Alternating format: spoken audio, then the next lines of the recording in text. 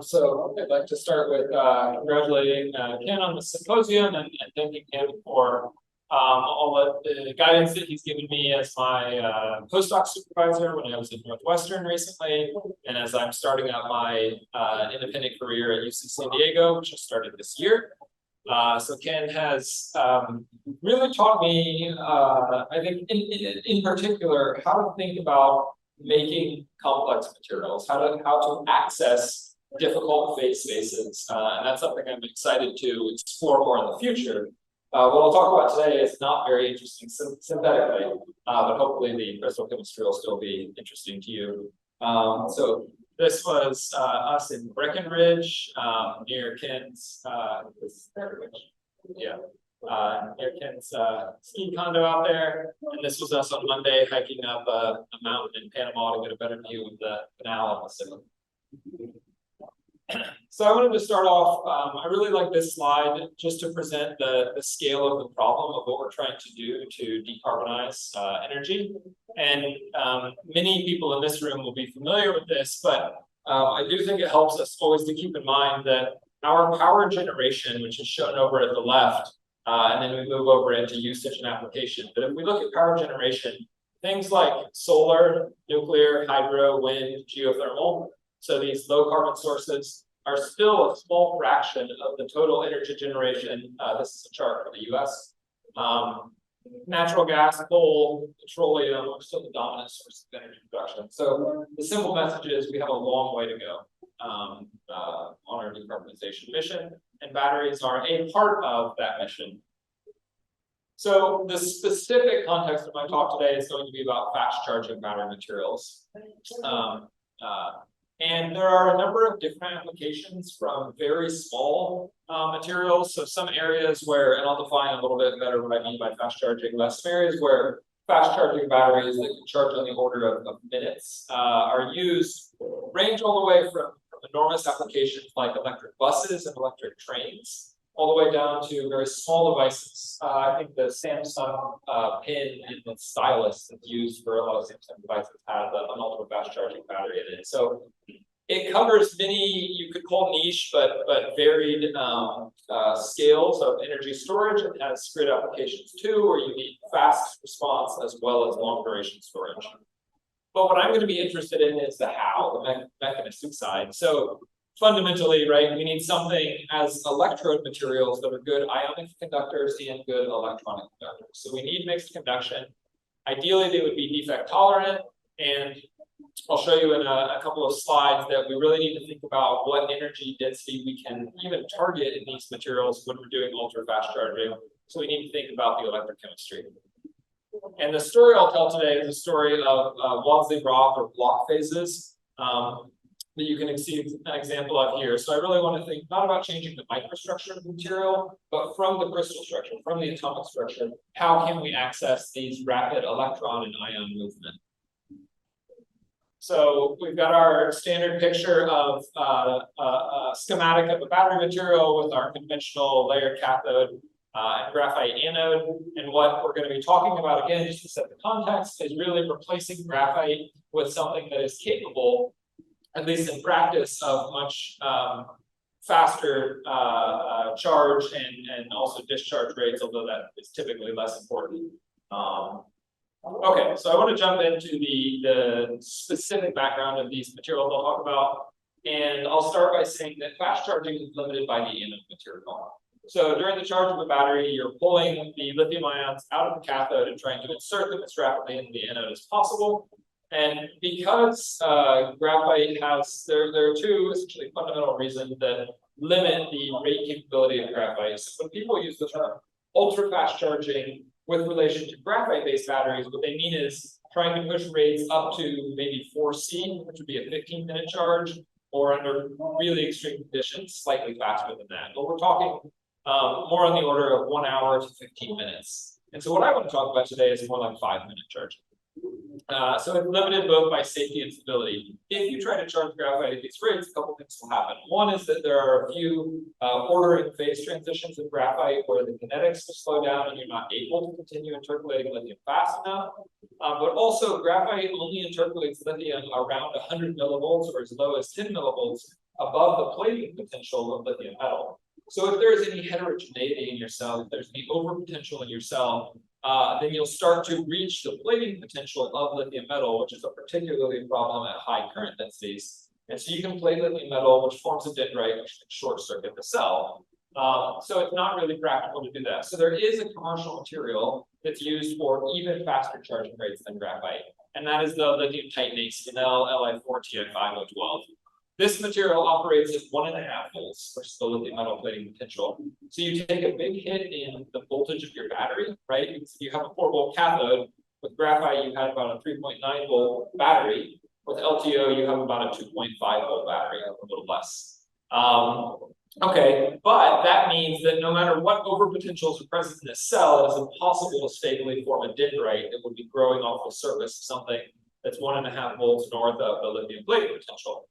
But you take another hit with LTO, which is that it only has about half of the gravimetric capacity of graphite. So you give up a lot in terms of energy density in order to do this fast charging. And it gets a little bit worse, actually, because although you'd like the material to be a good ion and electron conductor, LTO is neither.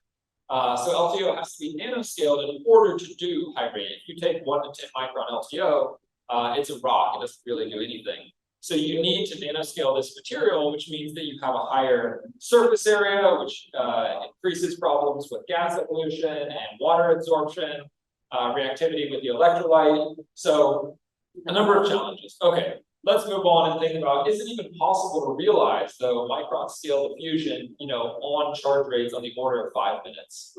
And clearly I'm going to say yes, it is, and the story is going to be about a new chemistry. So probably a lot of people in this room, maybe more than any other room I've spoken to, will be familiar with things like crystallographic shear compounds and Wadley-Roth phases, but we'll set up the stage here. So these are perovskite derived. They are not themselves perovskite, but they do maintain some features. We basically start with the ReO3 or the empty perovskite structure. And then in the Wadley-Roth phase, or the double crystallographic shear compounds, we have crystallographic shear in 2 orthogonal dimensions. So it's easier to see on the bottom here. Basically, we took something that was previously corner sharing, and we condensed, we eliminated some oxygen, we condensed, and we have an edge sharing plane. The same thing happens here at the top, but it's the plane that's going into the board that's becoming edge sharing. But if you do that, again, in these orthogonal directions, you effectively get blocks. And we define a block as being surrounded by edges that are all edge shared. So within the block, so within this 4x3 block of octahedra, it looks like an empty perovskite. But along those edges, you have edge sharing planes with the adjacent block. All right, so lots of different names: crystallographic shear, block, Wadley-Roth, column structures are sometimes used, but these structures go back 60 years. Okay, and an interesting thing about this space, both structurally and for the battery community, is that you can tune, so these can be thought of as not as continuous phases, but as a series of line phases. So like a homologous series of compounds, where by changing the metal oxygen ratio, you can effectively change the block size. So it is challenging to change only one of composition and structure, but we have a pretty wide variety, maybe on the order of a dozen structurally unique compounds, and then there's a lot of substitutional chemistry you can do within that. But like I said, the shear planes are essentially formed when things condense, meaning they eliminate some oxygen. So when you have lower valent cations like titanium present, you tend to get smaller blocks. When you have higher valent cations like tungsten 6+ present, you get larger blocks.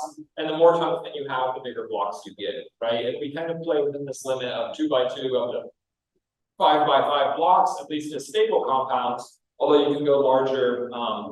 You certainly see larger species present. Okay, and we can also generalize a little bit this shear phase electrochemistry. So the high temperature phase of Nb2O5 is one of the only binary compounds that is a Wadley-Roth structure. And so we can use this again kind of as a model system because it is chemically simpler than the others that I'll talk about. And it has pretty good capacity. So it already has about 50% more gravimetric capacity than lithium titanate, which you'll appreciate that the niobium oxide is also denser. So that means the volumetric capacity, which is more important for most applications, is even higher. It only has an intermediate rate capability and a moderate stability. And if you are used to looking at battery curves, you can sort of see that this plateau-like region in the middle is probably indicative of phase transition. So we have lots of diffraction data to go into the detail of that. But this story won't be our focus today. It'll just be that we wanted to think about how we could maybe suppress that phase transition and move into new crystal chemistries to improve some of these properties. But in general, all of the Wadley rocks have these three general regions. So unlike the full two-phase reaction in the spinel lithium titanate, we've got some sloping regions, some plateau regions, and what I want to show you is that we can alter those by introducing cationic disorder into these systems. And so here, if we overlay in black the binary Nb2O5 with the ternary titanium niobium oxide and tungsten niobium oxide, we do significantly alter what the nature of those regions look like. And when we look at the diffraction patterns more carefully, we see that we sort of smooth out those two-phase reactions to be more continuous. And again, in broad strokes here, these compounds are generally all capable of doing multi-electron redox in the order of about 5 minutes. And this is in 5-micron dense particles. So non-porous 5-micron dense particles that are made via high-temperature solid-state chemistry. So the structures are complex, but the synthesis is very easy. And what's interesting is that the materials are stable, even in their 5-micron or larger form, they're stable for thousands of cycles. So we can insert a lot of lithium into these compounds very rapidly, and we can take it out reversibly over thousands of cycles. So this is a kind of building up a large body of work that I started early in my PhD with Claire Gray. And what I am going to shift into talking about is how we're extending those principles into new materials beyond this today. So, like I said, we can do in situ diffraction measurements that are going to show us the nature of those phase transitions for our ability to suppress those phase transitions. Because these are high rate materials in particular, we like to do them under realistic conditions. And if you want to cycle a battery in 5 minutes, you're going to need to collect diffraction patterns on the order of 1 second if you're going to resolve the time points in between there, especially when you have multiple and possibly complex phase transitions. So still speaking generally for another slide here, we get an anisotropic response to the lattice of these materials where the block plane itself tends to contract, expand and contract and expand again. So it buffers the total volume expansion of the structure. And then the layers, which would be down the columns of the block, tend to expand mildly across the system. So we can do multi-electron redox and still get only around a 5% to 8% volume expansion, which is also relatively lower than you might expect in for the quantity of lithium that's being put in. Okay, so now as we move into the ternary system, though, we want to think both for the battery chemistry and for the structural chemistry about how the structure responds to having these different cations. So because of the metal-oxygen ratio, it will take a certain block arrangement, right? A certain number of shear planes to accommodate the stoichiometry. But one question that we were interested in, and that others have been interested in different compounds in the past, was what's the cation ordering look like in these? And so there have been various hypotheses thrown around about how tungsten orders. There are certain stoichiometries where tungsten, for example, could be fully ordered on the tetrahedral site that's present in these. So that's the red tetrahedra here. But there are other compositions where there's more tungsten than there are tetrahedras. So there have to be other situations happening. So this is actually unpublished work, but it was one story that I thought this community might appreciate. So we did a joint synchrotron and neutron diffraction study to try and understand the cation ordering in these systems. And what we found was that, yes, the tungsten is essentially fully occupied on the tetrahedral site, but because there's more tungsten in all but one of the tungsten compounds, it tends to take these block center sites with a relatively strong preference. So we've seen this in a couple of different materials. There is some degree of cation disorder. And I think electrochemically, I would argue we want to need that cation disorder. It's helpful to us because it prevents lithium ordering. But there's still a preferential tungsten occupancy to be away from the shear planes, which can probably be explained by electrostatics, right? Keeping the larger, higher valent cations at larger interatomic distances by moving them towards the block centers and away from the shear plates. And there are other really subtle questions about the space group and whether it's an centrosymmetric or non-centrosymmetric space group, the polarity, not necessarily suggesting that we use these as optical materials, but we were having some fun trying to understand the subtle differences, and these are extremely subtle in general because it often comes down to just where the tetrahedra sit within these tetrahedral columns within. So whether they're on the mirror plane above and below it, and how those are ordered. And again, I just wanted to point out here, so the difference between some of the proposed space groups, I4, I4 bar, and I4 over M in this structure, differ. The largest difference between the simulated space groups of these is on the order of 1% of the maximum relative intensity in the system. So on this zoomed in plot I've showed you here, it seems really obvious which space group we're in, but I just want to remind you that these reflections are only around 1.2% of the maximum intensity reflection in the system. So they are really subtle, but you can observe these changes with detailed crystallography. Okay, and now I want to spend the last few minutes talking about modifications beyond crystallographic shear. So we needed to set up why crystallographic shear compounds are important in battery materials today. I'll mention that several of the ones I've showed are in the process of being commercialized either by startups or by large companies, Toshiba being the largest one. So these materials are being adopted now as replacements to LTO.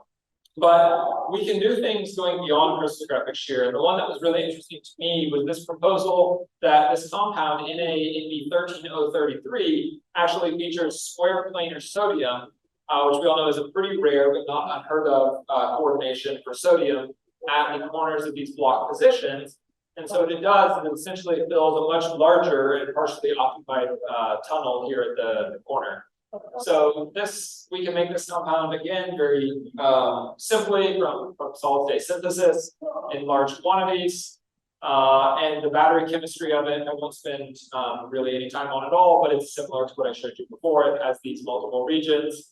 But now we don't necessarily, even though we have multiple cations, we don't have a cationic disordered system, at least nominally, right? So our sodium is all of those square planar sites, and our niobium is sitting in all of the octahedral positions. Okay, so from the NMR side then, my first interest was, square planar sodium is rare. Is that real? What's forming the system? There are other possibilities for how it can coordinate in that site. And so we did some sodium NMR. Sodium is a quadrupolar nucleus, which means when it sits in a site of non-spherical symmetry, so a distorted octahedron, a square plane, anything like this would be a non-spherical site. We should see a quadrupolar broad line shape. And if you've looked at quadrupolar NMR patterns before, you might notice that this on the right is a kind of typical quadrupolar NMR line shape. So we immediately thought, okay, this looks like what we were expecting, and we were expecting a single square planar sodium site. So we're going to have to come back to explaining what this is. But let's just say we can fit both with the DFT calculation or even fitting by hand, essentially, what the square planar site that we were expecting for sodium in this. Okay, so we're happy with that. But what's going on with that really sharp resonance? And so here I shifted towards a technique that I adopted from the semiconductor community called phase boundary mapping, where what we essentially did was we tried to make more sodium-rich and sodium-poor analogs of this structure. The idea being that, if you're trying to make a line phase, you might incidentally be on one side or the other, but if you intentionally make something where you can see the adjacent phase of the phase diagram that you're making, you can be more confident about what's left in your system. So we're kind of intentionally making something impure so that we know which side, whether we're on the sodium poor or sodium rich side. All right, so our nominally pure compound was here, and our sodium deficient compound was here. One thing that was important was we saw the exact same sharp signal. So it already starts to indicate to you that this is not necessarily like an impurity or a secondary phase that might be present. We should either see that need go away or at least change in intensity when we make something with a different composition. But it's still there. And it's worth noting that nothing else changes because the next most sodium deficient phase on this phase diagram is just NB2O5 itself. So there's nothing in between there, and it really looks like sodium is in this structure. If we go to the more sodium-rich side of NaMe13033, we get this new feature, and that new feature corresponds to the next most sodium-rich base in the phase diagram. So everything's kind of making sense, and we think this is real. That's my point. It's not just an impurity in the system. Another interesting thing was that it has an identical position, but a very different line shape than the NaMeO3 perovskite-like base.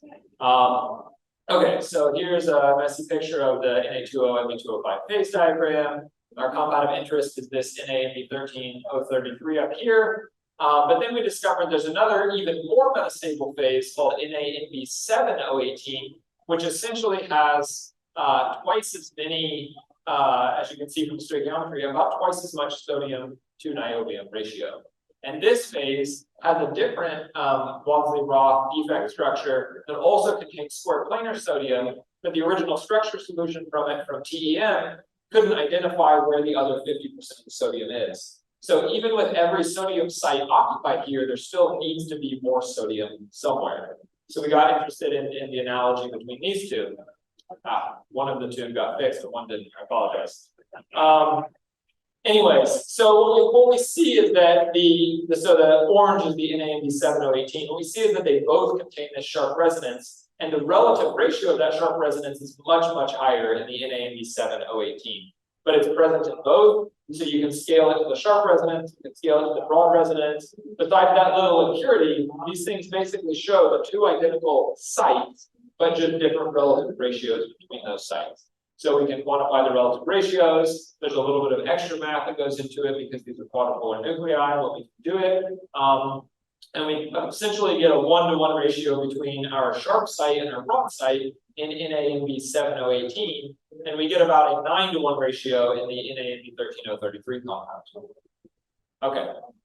And so what we started to think was, well, this has to go into that perovskite A-site-like environment, right? That's the obvious place for that sodium to go. So we started modeling what that would look like. And so we ran a bunch of NMR calculations. Basically, we put those sodium in different places. We kept them in the square planar site, and then we added some to the perovskite A sites within the blocks. And we geometry optimized those structures. We calculated the NMR parameters.